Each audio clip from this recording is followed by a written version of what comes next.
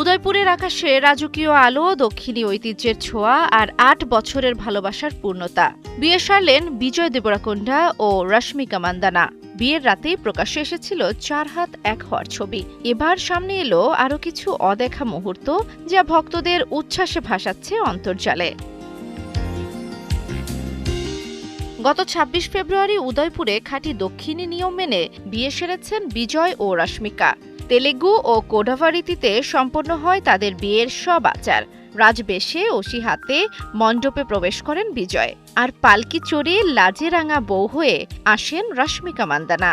তাদের সাজ পোশাক নিয়ে সামাজিক মাধ্যমে চলছে প্রশংসার ঢল। কলকাতার ডিজাইনার অনামিকা খান্নার নকশা করা পোশাকে সেজেছিলেন এই তারকা জুটি। রশ্মিকার ভারী গয়না, ঐতিহ্যবাহী শাড়ি ও পরিপাটি হেয়ার স্টাইল নজর কেড়েছে সবার। বিয়ের মণ্ডপেও ছিল দক্ষিণ ভারতের সংস্কৃতির ছাপ। পিতলের মূর্তি, লাল বস্ত্রে লেখা নামের অদ্যাক্ষর ও ঐতিহ্যবাহী সাজসজ্জা।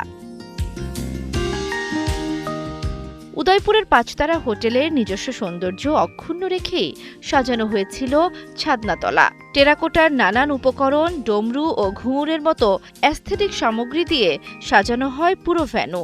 মেনু থেকে ভেন্যু সবখানেই নিজেদের শিকড়কে আঁকড়ে রেখেছিলেন বিজয় ও রশ্মিকা। এখানে জাঁকজমকের চেয়ে ঐতিহ্যকেই প্রাধান্য দিয়েছেন তারা। জান্নাতুল দোলনা, ৭১।